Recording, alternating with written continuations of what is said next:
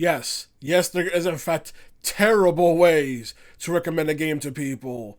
Yes, let me explain. Wanting to share your love and passion for a title is always a good thing. Sharing is caring after all, and people like spreading the word of something they enjoy in order to end up having people play it, and the series becomes bigger and bigger, and hopefully continues onward. But there are people who may have that idea or spirit, but then do it in the absolute worst way possible. Also, on the flip side, there are people who may end up being so negative and hate something so hard that their hatred of it is so big, they might as well have just given it a glowing endorsement. Personally, how I try to recommend games, or at least get the people on the idea of a certain game, is generally through the OST. That's why many of my videos include OSTs to games like Stranger of Paradise, Final Fantasy Origin, World of Final Fantasy, Crystar, and Crymachina, because I feel like if someone enjoys the music, they'll start being interested in where the music comes from and possibly end up checking out the game as a result, which is why music is how I do it. Also the fact that my videos constantly mention World of Final Fantasy, Stranger of Paradise, and Final Fantasy V, so I try my best to get the idea into your head on these certain kind of games and want more people to check out. Other people try to use the trailer logic of highlighting the big thing, the big moment of a game, or the big thing it's known for, in order to use it to get people interested in the title. But also the fact that trying to hype people up with the best things possible of the game may end up also not working out, because trailers also have the issue of showing you all the cool stuff, but then hiding all the bad stuff that may end up being more of the game than what they actually show you. You also have the power of memes, whether it be like how back in the day, Portal had big memes about the cake and everything. Persona 5 had memes about Last Surprise and everything in order to try and help spread the word. Or even nowadays, Marvel vs. Capcom is by no means in a new series. People keep spreading memes talking about freaking Marvel vs. Capcom, especially the big one I think was by Maximilian dude with the freaking Simpsons parody. Ah! Art, I don't want to alarm you, but Capcom presents. Joke about Marvel vs. Capcom, but it does also help spread the word of the game, even if it's through this basic goofy way, and it really helps. Like, I'm a person who believes that Last Surprise memes are a good reason why Persona 5 ended up spreading so far, especially whenever I see people react to the meme. They would be surprised that the track in question playing was from a battle theme to an RPG, because they didn't associate battle themes to have lyrics like that. They'll just have some games that are designed to basically advertise itself. Like I mentioned before the previous video, Xenoblade Chronicles 2's core crystal system is basically designed to the game advertise itself by having people promote and show what freaking blades they got for the mechanic and stuff like that. I was also saying any other gacha game that basically has the game advertise itself by having people talk about the stuff they got from it and everything. So it leaves people getting interested and going, oh, how do I watch that game? What's that all about? And it's just spreading stuff like that. Or why, when it comes to how consoles, at least before Musky Boy ruined it, used to also have the ability to just post their clips straight to Twitter, which once again helped the games advertise themselves by having the players be the one to post things about it and spread the word. Demos also go and advertise things to people. Let them go, hey, maybe ship this game, why not try this demo? Or also how many companies also make demos way after the fact that the game comes out, after the point where the positivity is already spread and got people interested, and now it's like, hey, this game has acclaim. Why don't you try this demo? Like things that's happened with Kingdom Hearts 3, Persona 3 Reload, Rhino Remaster, and everything, where it's like, hey, now that the game has gotten recognition, would you like to try this demo? And people can spread a demo being like, hey, try this thing. Give it a shot. Why not? There's also some bad ways people try to recommend things, For example, Persona 5, Persona 5 Royal, 2 versions of the same game and everything. But I've seen so many people do one of the worst things possible, which is telling someone who's in the middle of Persona 5, they're already playing a 90+ hour JRPG, and then tell them to stop what they're doing, restart the entire game at Royal, so you have to buy an entire new version of the game, just because you think the Royal content is worth that. But like I said, there could be anyone in the middle of the game. There's some people who could be halfway to Persona 5, and you want them to restart the entire game, all for new content that they might like. Keyword might enjoy. You got P5 Royal money? So be recommending people do that?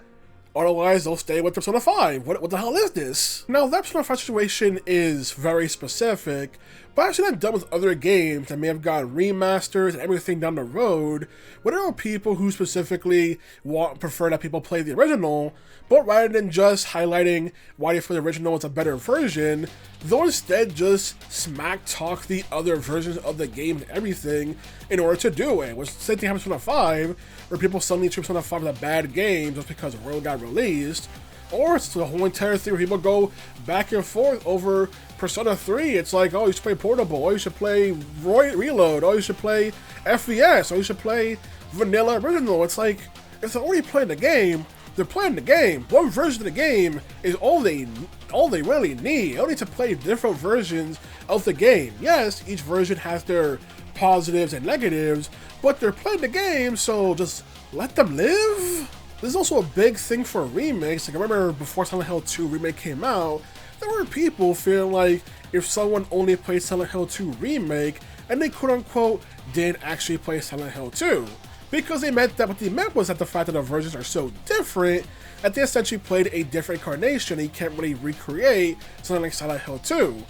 But the way it came off more as a way of saying they basically didn't actually play the game, and therefore until they played the original, they didn't actually play or experience Silent Hill 2 and everything, even though they experienced a version of Silent Hill 2, just not the same version that became popular and so beloved. Another terrible way of trying to recommend a game is by trying to say that insert game is quote-unquote way better than the game they're currently playing, as it is constantly done when it comes to the Bravely Default franchise, where Bravely Default fans have the idea of pitching Bravely Default is to basically just insult Final Fantasy V. Like, your idea of pitching Bravely Default to me is to say that Final Fantasy V should never get a 3D remake because Bravely Default already exists, or that Bravely Default is Final Fantasy V, but good. And it's like, not only will that not convince Final Fantasy V fans, it will make them resentful to replay the game, and on top of that fact, I played Bravely Default. I will not consider that better than Final Fantasy V in any way, shape, or form. But that's my opinion on Bravely Default. If you enjoy it, enjoy Bravely Default. Get your Bravely second remaster hopefully soon. Just people say that's like the best one in the series. I hope y'all get it. But if your idea of trying to tell Final Fantasy V fan is they should just play Bravely Default, like, you should be saying it more as a, hey, if you like Final Fantasy V, you like Bravely Default. Not as a Bravely Default is better than Final Fantasy V in any way, shape, or form.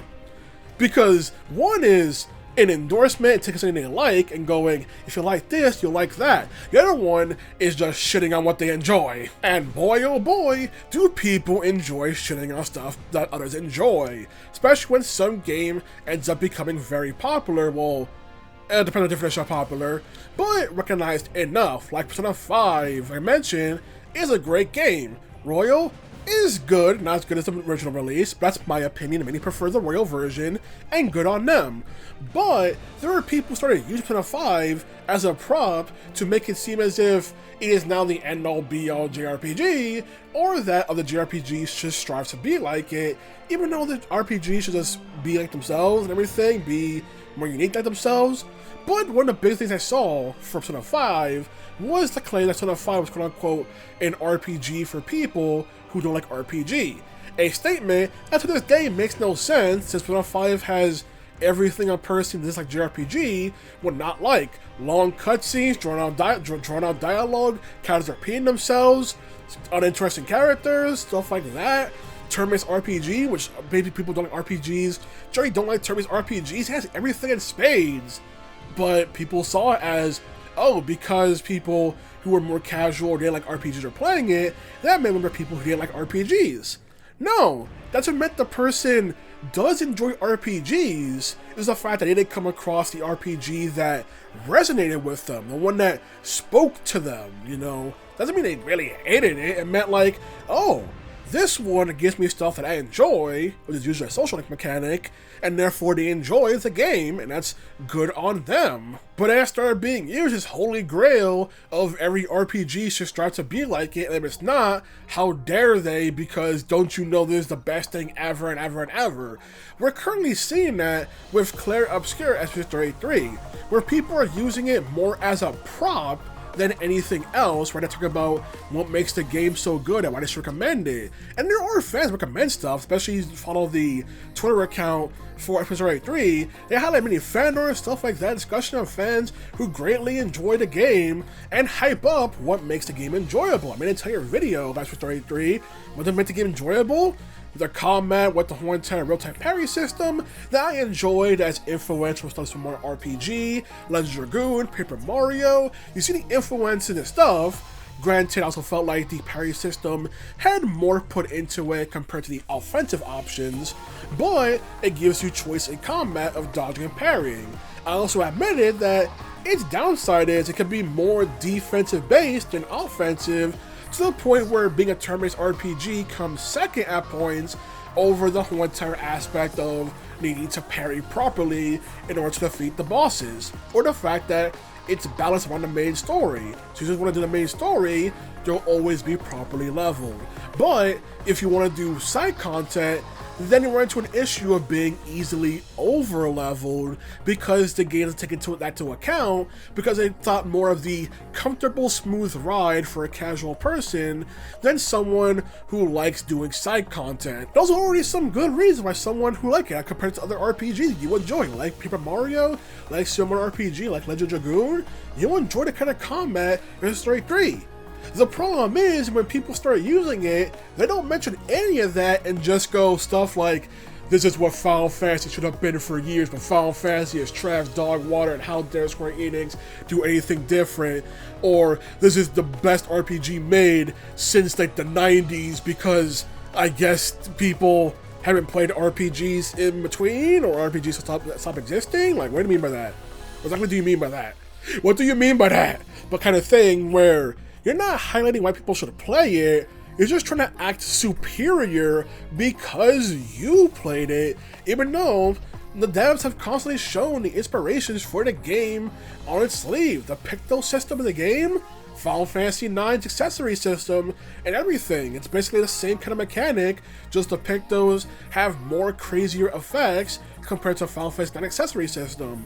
You can see the influence of it and why people can enjoy it, but rather than that, people want to feel like they are better than others, or that this is better than other RPG franchises, and that they should feel better because validate them for playing a video game. And I mentioned the people who want to feel validated because they played a big name RPG, well not big name, but popular RPG.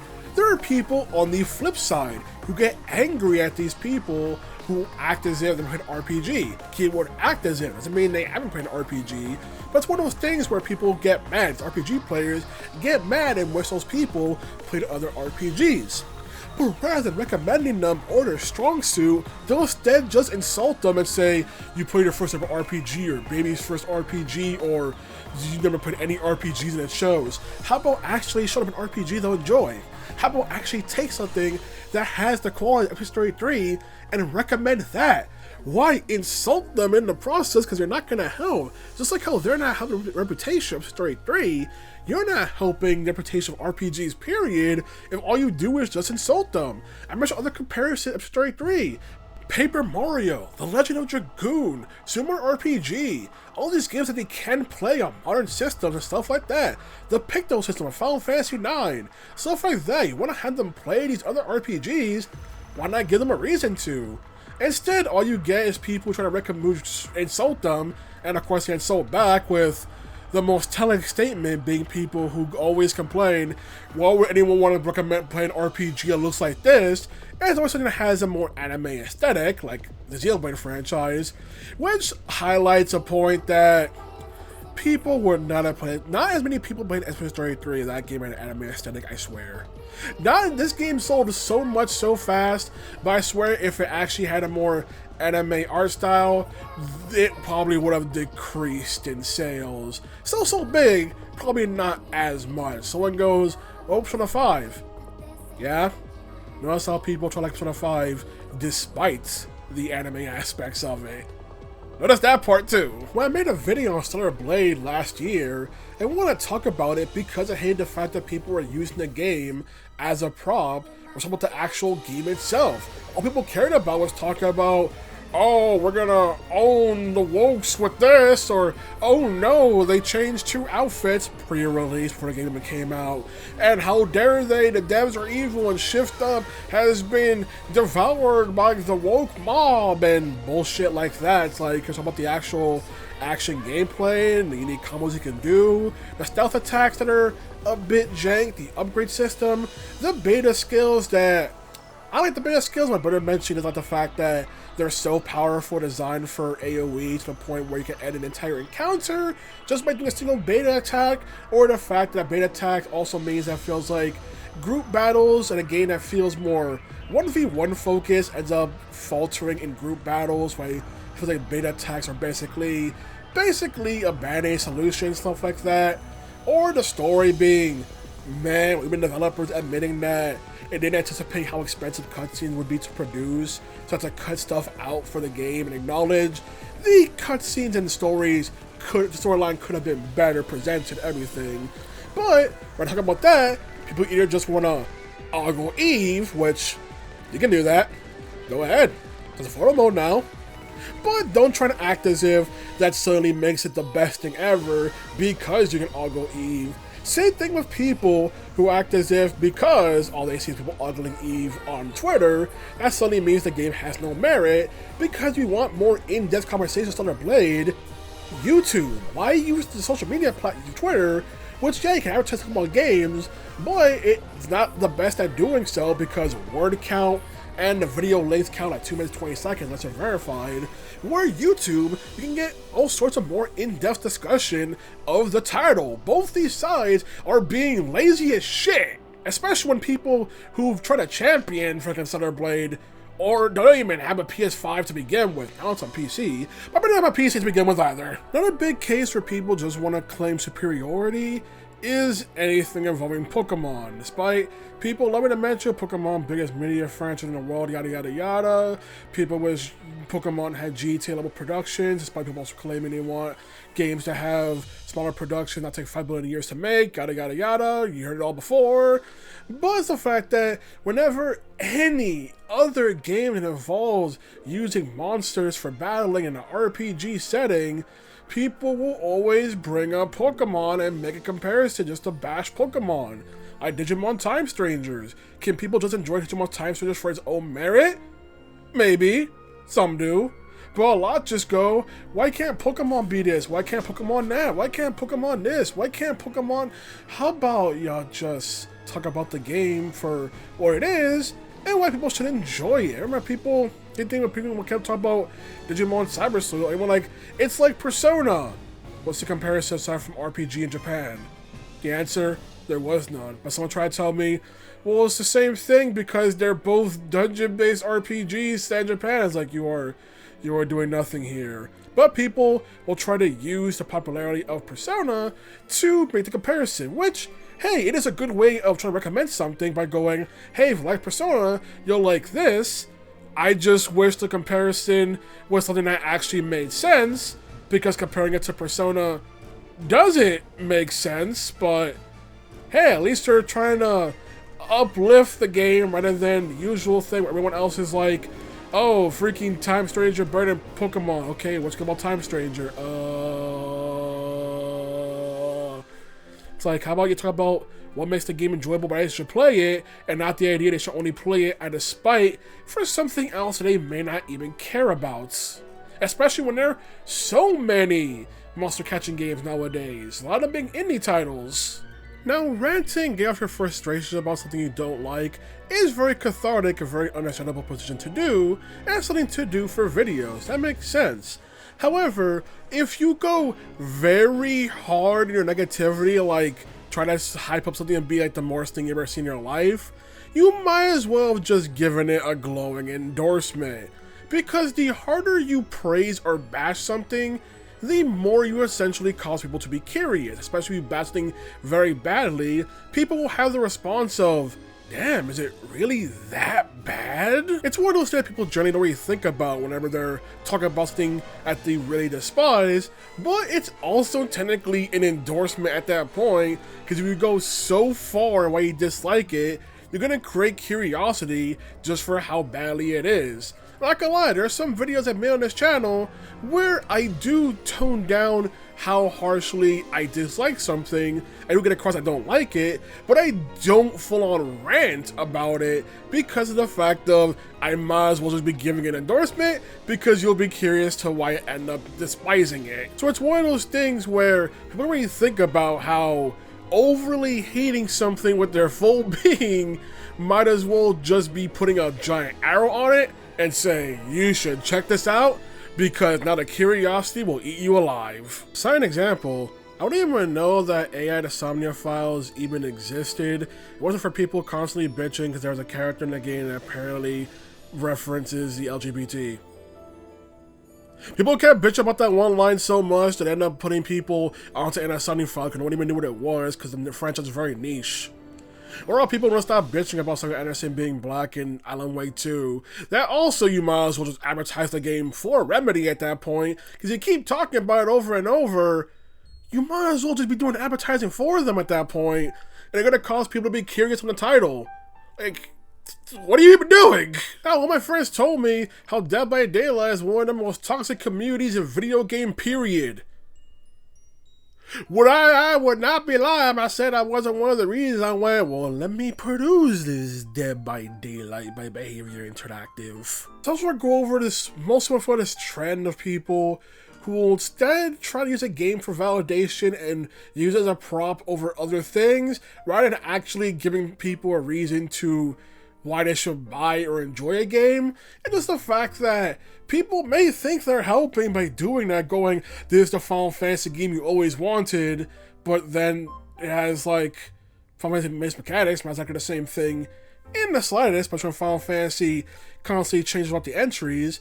But it's one of those things where people think they're helping, but feels like they just want more validation because they played Expedition 33, we're talking about Expedition 33, an actual good title or anything. It's like there are ways to tell and advertise a game and get people to play it. Just telling them you should play this or you're dumb, or you should play this because you've been fed nothing but trash. And meanwhile they talk as if they don't know much about the topic in question. It's just one of those things that just irks me, especially since some people make unfair comparisons and stuff, but for a different video, like people who compared Xenoblade Chronicles 3 to Sonic Frontiers. No, it doesn't make sense, but it's for a different video.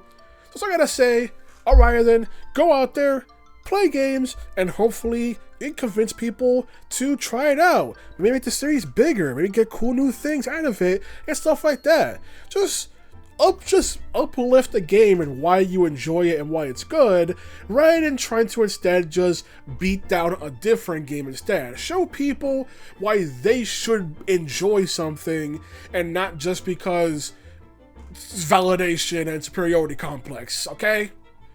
Alright then, good day.